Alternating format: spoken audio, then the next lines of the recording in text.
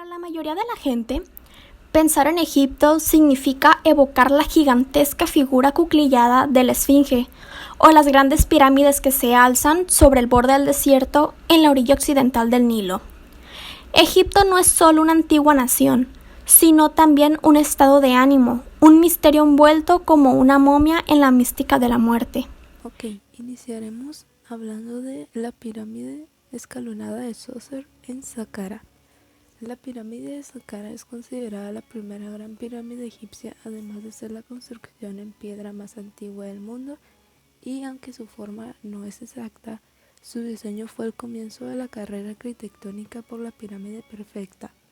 Su constructor, Imhotep, fue convertido en una divinidad por los tomelos y actualmente sigue siendo el primer arquitecto conocido de la historia.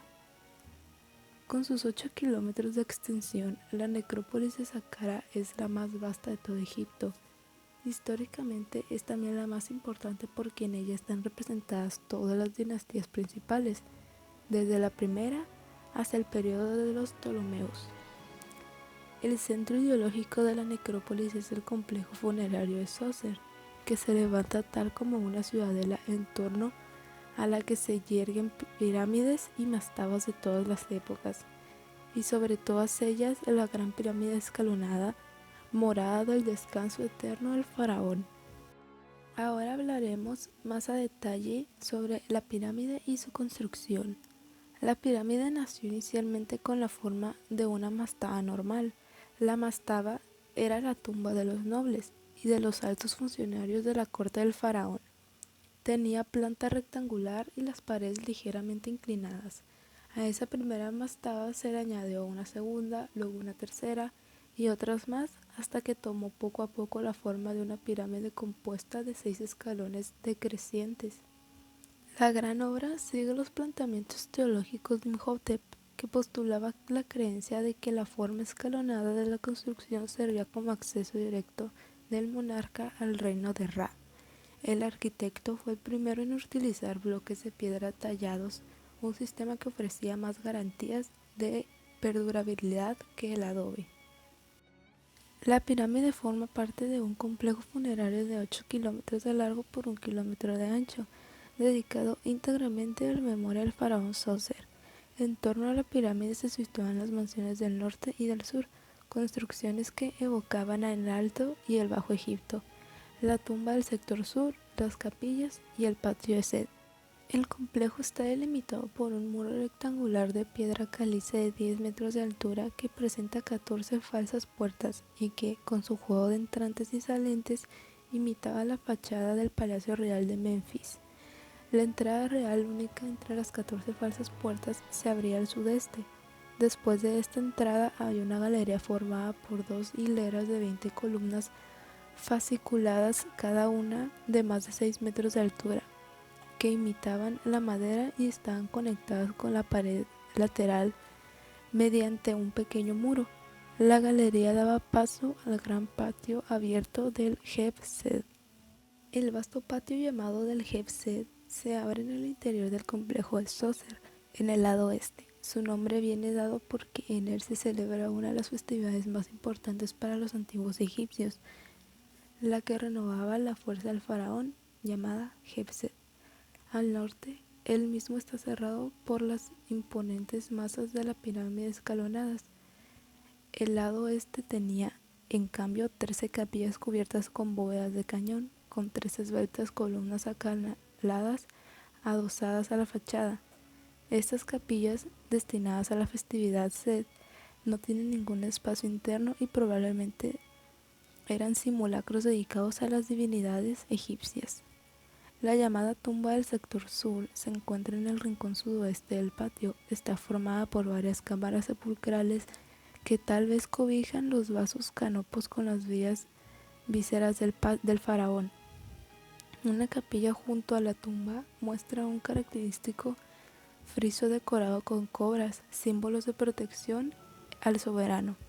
En un rincón del patio se pueden ver 3 estatuas de imponente tamaño, adosadas a un pilar, similares a cariátides, ejemplo de la estatuaria del Imperio Antiguo. Las pirámides de Giza. La Gran Pirámide de Giza es la más antigua de las 7 maravillas, construidas alrededor de 2570 a.C. a ojos de griegos y romanos. Las pirámides de Egipto eran monumentos tan maravillosos como exóticos. El ingeniero Filón de Bizancio las describió como montañas sobre montañas. Uno de los primeros arquitectos de las pirámides de Giza fue Imhotep, un erudito egipcio que se encargó de llevar a cabo la construcción de principal pirámide. Otro arquitecto que llevó a cabo la construcción fue Gemiunu. Estas pirámides se mandaron a construir como tumbas para los reyes Khufu y Kheren. Teoría de la construcción de las pirámides. La mayoría de las hipótesis de su construcción se basan en la idea de que enormes piedras fueron cortadas con cinceles de cobre de canteras próximas, y estos bloques fueron arrastrados y utilizados en la construcción de las pirámides. Los diferentes materiales utilizados para la construcción fueron piedra caliza, arenisca, sienita, granito, madera, ladrillo crudo y alabastro. El trío de Giza representa la culminación de la edificación piramidal, que ya no sería superada jamás por ningún otro monumento egipcio. La primera que se construyó es la más septentrional y la de mayor tamaño de las tres. Fue erigida por Keops, el segundo faraón de la cuarta dinastía, aproximadamente entre los años 2680 y 2560 a.C. Por lo tanto, se le conoce principalmente como pirámide de Keops. Su subperiodo en este caso es el Imperio Antiguo, ya que fue durante la cuarta dinastía. Se utilizaron materiales que fueron la piedra caliza y cuenta con dimensiones de 230 por 230 por 136 metros. La siguiente, inmediatamente al sur de la anterior, fue la construida por el hijo de Keops, Kefren, el tercer faraón de la cuarta dinastía, la cual tiene como fecha de 2547 a 2521 a.C. como su periodo de construcción y terminación. También forma parte del subperiodo del Imperio Antiguo, ya que también fue de la cuarta dinastía. Se utilizaron como materiales la piedra caliza y granito rosa. Sus dimensiones son 215 por 215 por 136 metros. Más tarde, al suroeste de la pirámide central, el faraón Miquerinos, hijo de Kefren, construiría la tercera y más pequeña de las tres, la cual actualmente es conocida como pirámide de Miserinos. Su autor es desconocido, data como fecha de periodo de 2514 a 2486 a.C.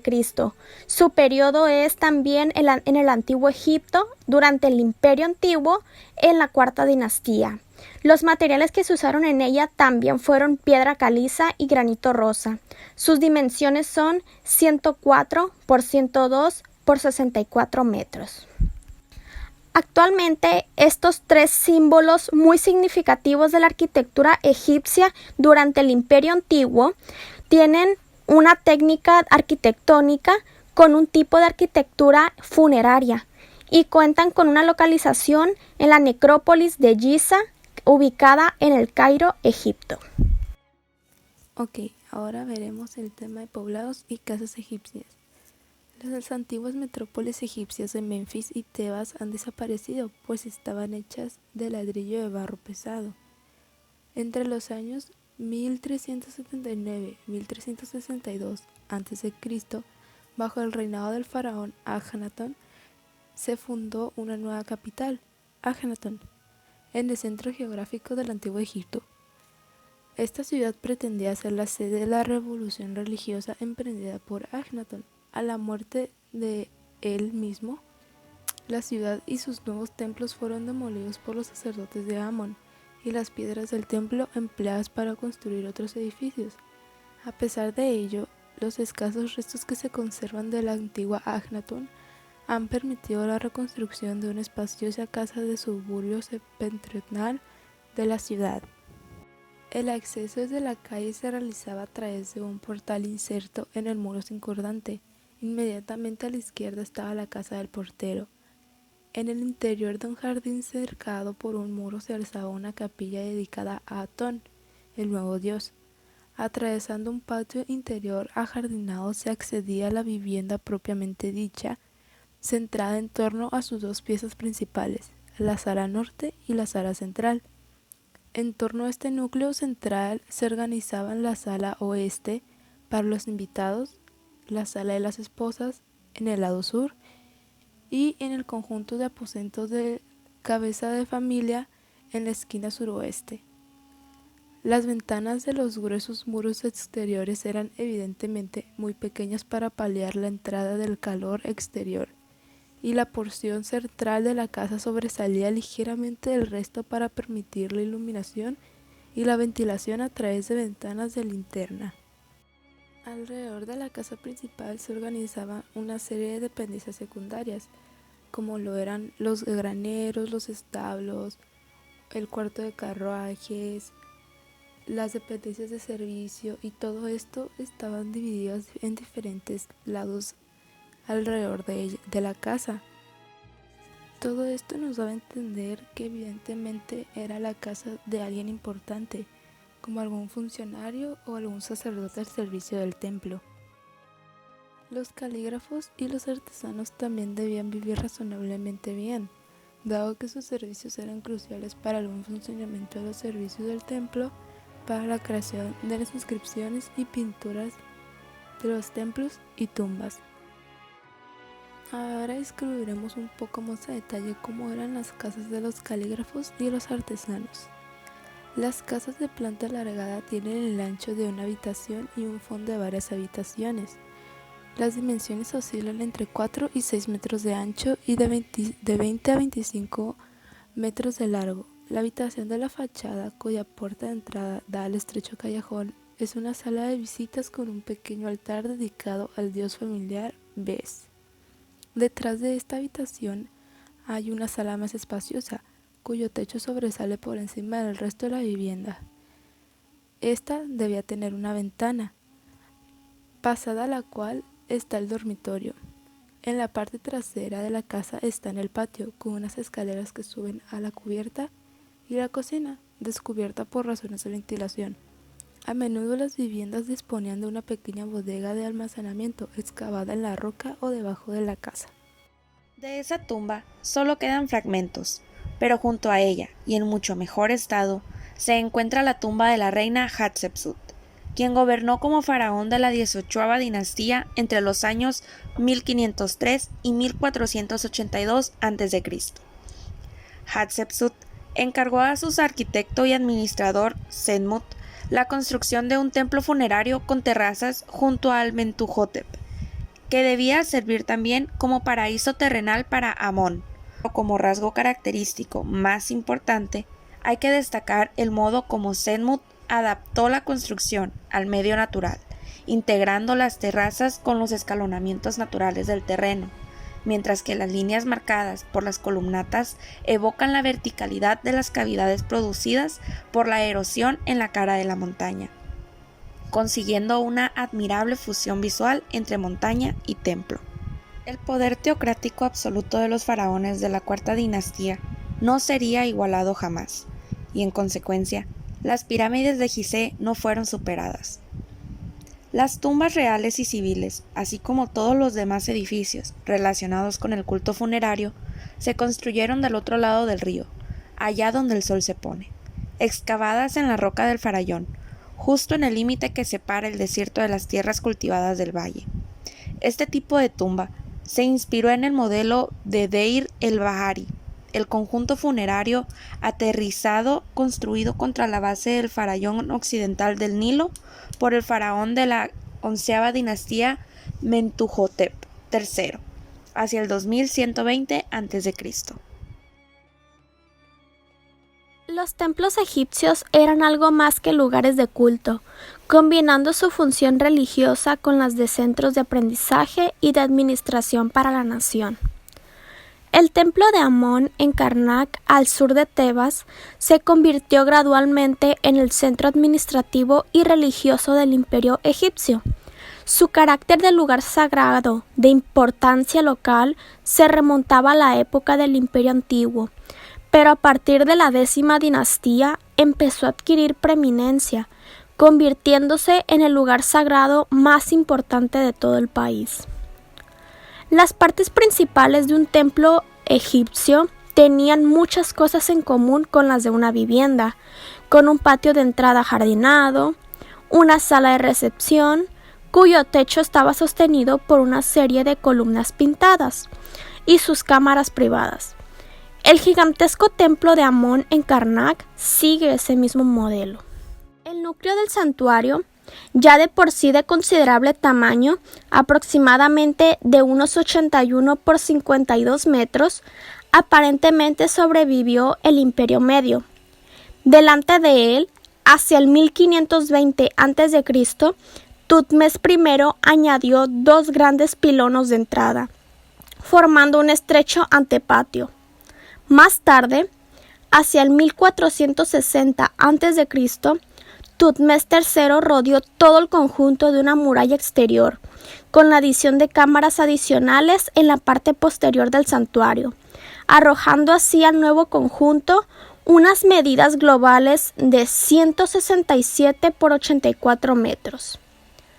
Hacia el 1400 a.C., Amenofis III construyó un pilono de entrada aún mayor, separando 14 metros y medio de la fachada existente.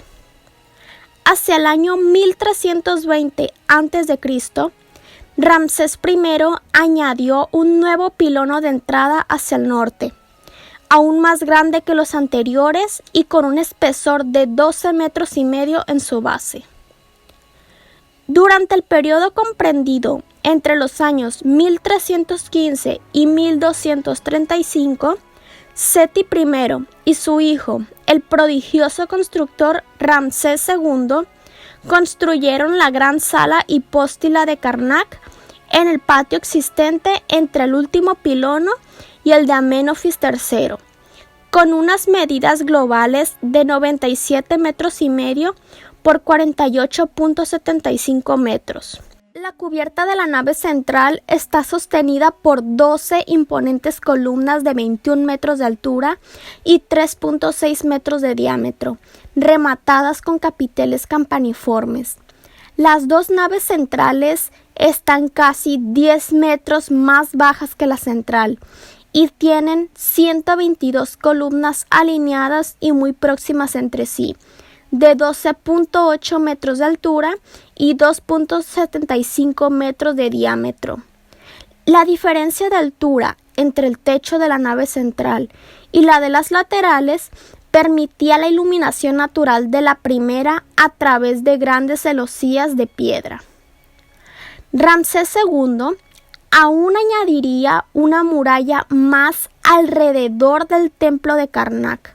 Hacia el 1170 a.C., Ramsés III erigió un pequeño templo al sur del eje de entrada y junto al pilono de entrada de Ramsés I.